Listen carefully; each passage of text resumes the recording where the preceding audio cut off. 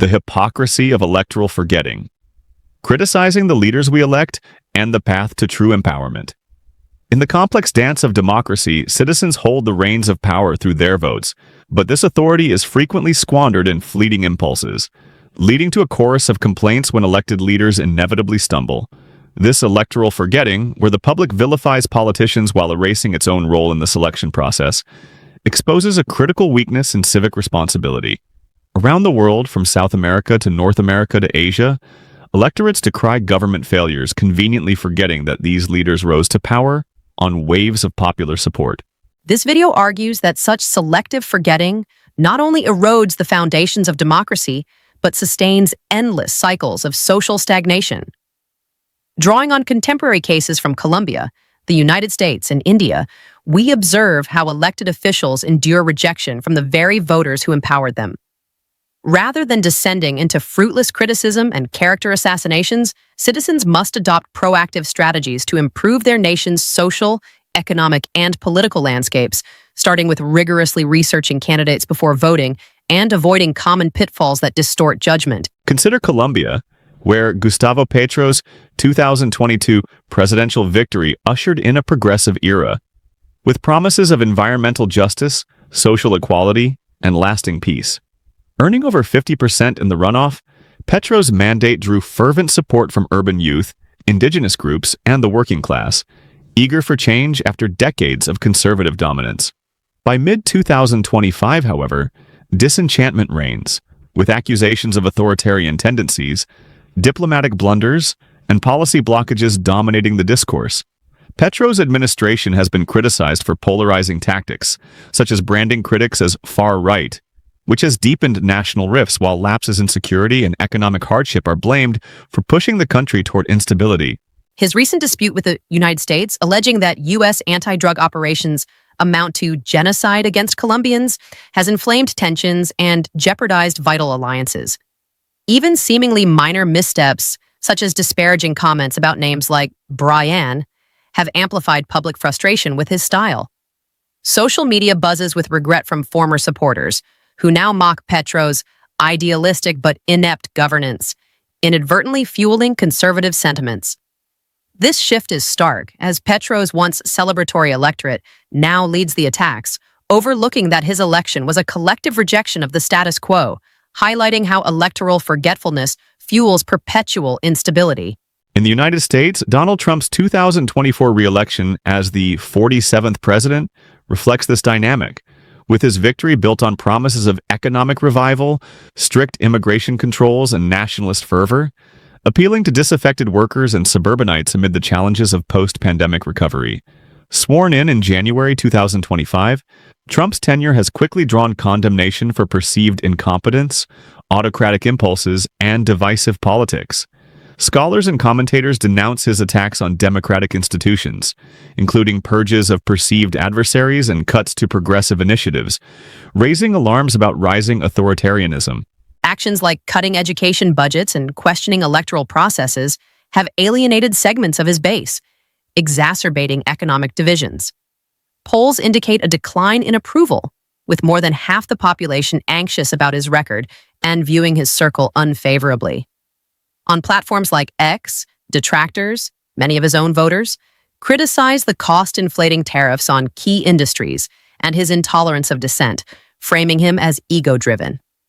The irony is profound. Those who voted for disruption now mourn chaos, forgetting their endorsement of a figure known for controversy, thus perpetuating a blame game that stalls national healing. In India, Narendra Modi, securing a third term in 2024, offers another vivid illustration. With his Bharatiya Janata Party's victory anchored on Hindu-centric appeals, economic promises, and anti-corruption rhetoric, attracting votes from rural heartlands to urban elites. In 2025, the Modi regime faces charges of democratic erosion, inciting communal tensions, and favoring divisive agendas over broad prosperity. Incidents of opposition repression, attacks on minorities, and restricted freedoms have tarnished his image, with analysts noting a crumbling of the populist facade amid rising inequality. Anti-immigrant campaign tactics in 2024 have generated global disapproval, while approval ratings have fallen by 10%, signaling declining personal charisma. Legislation barring imprisoned candidates from running without trial has ignited fury as an attack on democracy. Opposition voices characterize his more than decade-long rule as a catalog of failures and anti-citizenship measures that widened social chasms. Modi's supporters turned critics, particularly young people and minorities, now vilify unfulfilled promises about jobs and unity, embodying the electoral forgetfulness that entrenches polarization. These narratives from Colombia, the United States, and India underscore a global malady. Leaders are scapegoated for systemic ills that voters themselves enable through uninformed elections. Criticism, however cathartic, achieves little without self-criticism. To break this cycle, citizens must redirect energy toward constructive reforms, starting with meticulous vetting of candidates before casting their votes, the cornerstone of an empowered democracy.